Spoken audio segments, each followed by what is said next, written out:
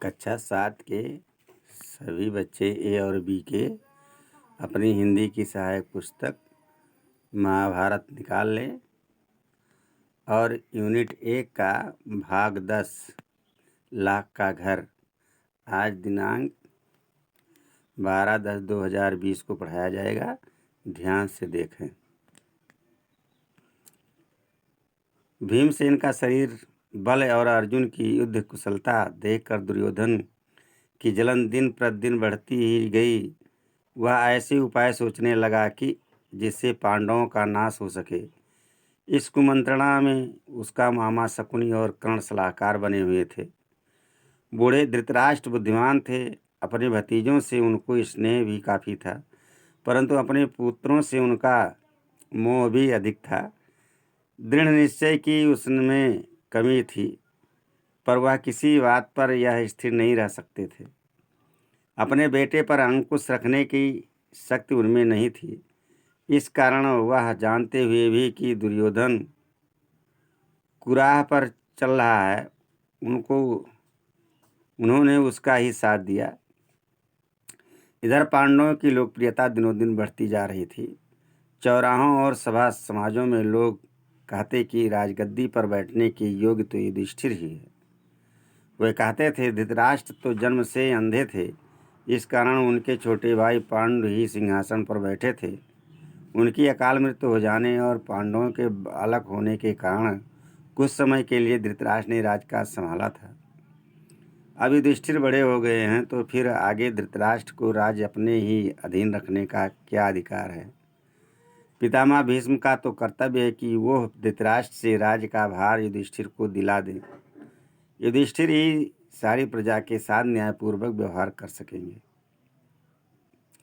ज्यों-ज्यों पांडवों की अलोकप्रियता दिखाई देती थी, ईर्ष्या से वह और भी अधिक कुढ़ने लगा था। एक दिन धृतराष्ट्र को अकेले में पाकर दुर्योधन बोला, पिताजी, पूर्ववासी तरह तरह की बातें करते हैं। जन्म से दिखाई न देने के कारण आप बड़े होते हुए भी राज्य से वंचित ही रह गए। राज सत्ता आपके छोटे भाई के हाथ में चली गई। अब यदि युधिष्ठिर को राजा बना दिया गया तो फिर पीढ़ियों तक हम राज्य की आशा नहीं कर सकेंगे। पिताजी, हमसे तो यह अपमान ना सहा जाएगा। यह सुनकर राजा धृतराष्ट्र सोच में पड़ गए। बोले, बेटा, तुम्हारा कहना ठीक है, लेकिन युधिष्ठिर के विरुद्ध कुछ करना भी तो कठिन है। युधिष्ठिर धर्मानुसार चलता है, सबसे समान स्नेह करता है, अपने पिता के समान ही गुणवान है। इस कारण प्रजाजन भी उसे बहुत चाहते हैं।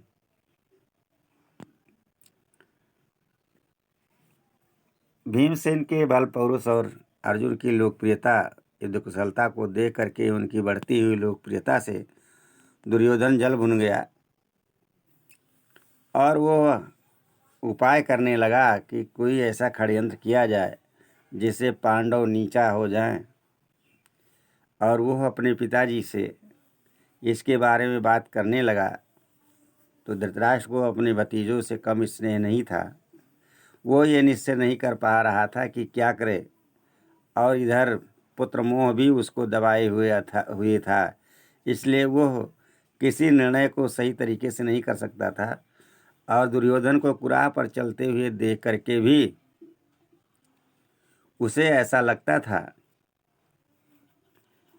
कि यह मेरा पुत्र गलत कार्य कर रहा है, फिर भी वो उसी का साथ दे रहा था। इधर पांडवों की लोकप्रियता दिन ब दिन बढ़ती जा रही थी। चौराहों और सभा समाजों में लोग कहते कि राजगद्दी पर बैठने के योग्य युधिष्ठिर ही हैं। धृतराष्ट्र जन्म से अंधे थे, इस कारण उनके छोटे भाई पांडु को सिंहासन मिल गया और पांडु के अकेले में अल्पायु में अर्थात अकाल मृत्यु हो जाने के कारण पांडवों के बालक होने के कारण धृतराष्ट्र को कुछ समय के लिए राजा बनाया गया। अब दुर्योधन उन्हीं की बातों को लेकर के चलने लगा कि हमारे पिताजी राजा हैं, हम ही राजकाज संभाल सकते हैं। और इधर सभी लोग कह रहे थे कि युधिष्ठिर राज्य के योग्य हैं। अब तो धृतराष्ट्र को राज काज छोड़ करके और युधिष्ठिर को सौंप देना चाहिए। और पितामह भीष्म का भी यह कर्तव्य है कि वो धृतराष्ट्र से राज्य का भार युधिष्ठिर को दे दें, जिससे प्रजा का न्यायपूर्वक कार्य होता रहे। जो जो पांडवों की यह लोकप्रियता दिखाई देती थी, दुर्योधन ईर्ष्या से जल भुन रहा था।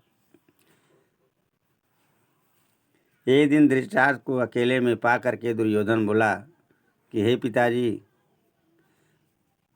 गांव समाज में और राज्य में तरह तरह की बातें हो रही हैं कि जन्म से अंधे होने के कारण अब बड़े होते हुए वे राज से वंचित रह गए थे। राज सत्ता आपके छोटे भाई के हाथ में चली गई थी। अब यदि युधिष्ठिर को राजा बना दिया जाएगा तो काफ़ी दिनों के बाद हमारी पीढ़ी ये आशा नहीं कर सकेगी कि हम भी राज कर सकेंगे। हमसे तो यह अपमान अब नहीं सहा जाएगा। यह सुनकर राजा धृतराष्ट्र सोच में पड़ गए। बोले, बेटा तुम्हारा कहना ठीक है, लेकिन युधिष्ठिर के विरुद्ध कुछ करना भी तो कठिन है। युधिष्ठिर धर्मानुसार चलता है, सबसे स्नेह करता है, सबसे व्यवहार किया असमान व्यवहार करता है, गुणवान भी है। इस कारण प्रजा उसे बहुत चाहती है।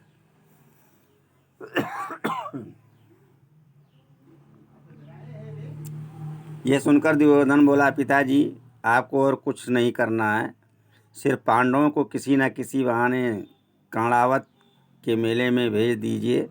मैं आपको विश्वास दिलाता हूँ, इतनी सी बात से हमारा कुछ भी बिगाड़ नहीं होगा।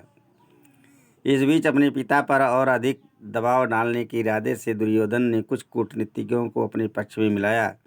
वह बारी बारी से धृतराष्ट्र के पास जाकर पांडवों के विरुद्ध उन्हें उकसाने लगे।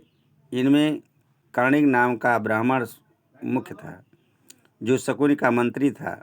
उसने धृतराष्ट्र को राजनीतिक चालों का भेद बताते हुए अनेक उदाहरणों एवं प्रमाणों से अपनी दलीलों की पुष्टि की।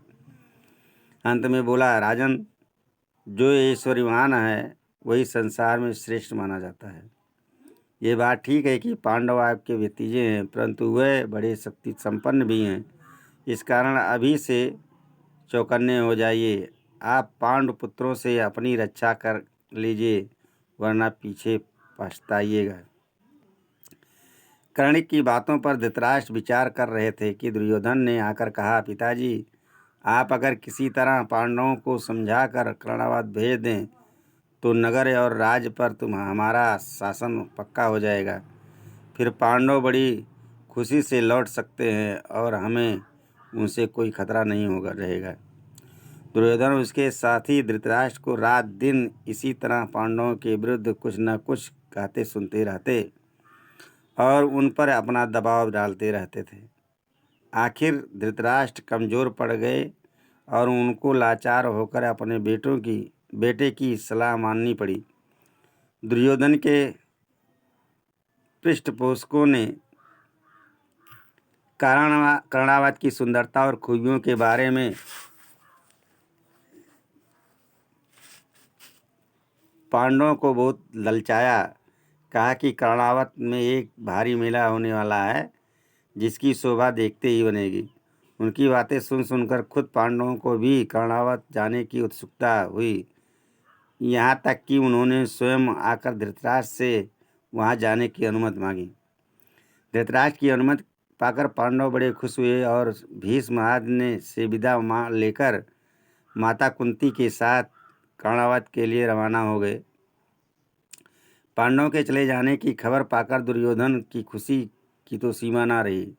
वह अपने दोनों साथियों कर्ण एवं शकुनि के साथ बैठकर पांडवों तक तथा कुंती का काम तमाम करने का उपाय सोचने लगा। उसने अपने मंत्री पुरोचन को बुलाकर गुप्त रूप से सलाह दी और एक योजना बनाई। पुरोचन ने यह सारा काम पूर्ण सफलता के साथ पूरा करने का वचन दिया और तुरंत कर्णावत के लिए रवाना हो गया। एक शीघ्रगामी रथ पर बैठकर पुरोचन पांडवों से बहुत पहले कर्णावत जा पहुंचा। वहां जाकर उसने पांडवों के ठहरने के लिए सन, घी, मोम, तेल, लाख, चर्बी आदि जल्दी आग पकड़ने वाली चीज़ों को मिट्टी में मिलाकर एक सुंदर भवन बनवाया। इस बीच अगर पांडव वहाँ जल्दी पहुँच गए तो कुछ समय उनके ठहरने के लिए एक और जगह का प्रबंध पुरोचन ने कर रखा था। दुर्योधन की योजना ये थी कि कुछ दिनों तक पांडवों को लाख के भवन में आराम से रहने दिया जाए और जब वह पूर्ण रूप से निशंक हो जाएं, तब रात में भवन में आग लगा दी जाए, जिससे पांडव जल करके भस्म हो जाएं और कौरवों पर भी यह कोई दोष न लगे। इस तरह से दुर्योधन अपने पिता की बात को सुन करके पिताजी को और भी कुछ नहीं करने के लिए कहा, सिर्फ पांडवों को किसी न किसी बहाने कर्णावत के मेले में भेज दीजिए। मैं आपको विश्वास दिलाता हूँ, इसकी बात से हमारा कुछ भी बिगाड़ नहीं होगा। इस बीच अपने पिता और अधिक दबाव डालने के इरादे से दुर्योधन ने कूटनीतिज्ञों को भी अपने पक्ष में मिला लिया। बारी बारी से सभी लोग उसके बातों में आ गए और धृतराष्ट्र को उकसाने लगे। उसमें शकुनी का मित्र काणिक था। उसने तमाम प्रकार की बातों से समझाया बुझाया और राजा को आश्वस्त कर दिया। और इसके बाद कुछ लोगों ने मिलकर के युधिष्ठिर को समझाया, कहा कि कर्णावत का मेला बहुत अच्छा लगता है, वहाँ की सुंदरता बहुत अच्छी है और इनका भी मन हो गया कि कर्णावत देखने के लिए हम लोग जाएं। और धृतराष्ट्र आज्ञा मांगी, उन्होंने आज्ञा दी और ये जाने के लिए प्रसन्न होते हुए फूले नहीं समा रहे थे कि हमको जाने के लिए अवसर मिल चुका है। इधर दुर्योधन शकुनी मिल कर के योजना बना रहे थे कि किस तरह से पांडवों का वहाँ पर नाश कर दिया जाए। दुर्योधन अपने मंत्री पुरोचन को भेज करके और वहाँ लाख का घर बनवाने की योजना बनाई और उसमें पांडव कुंती सहित रहें, जिससे पूरे पांडव को वहाँ पर जला करके समाप्त कर दिया जाए और कौरवों को भी दोष न लगे।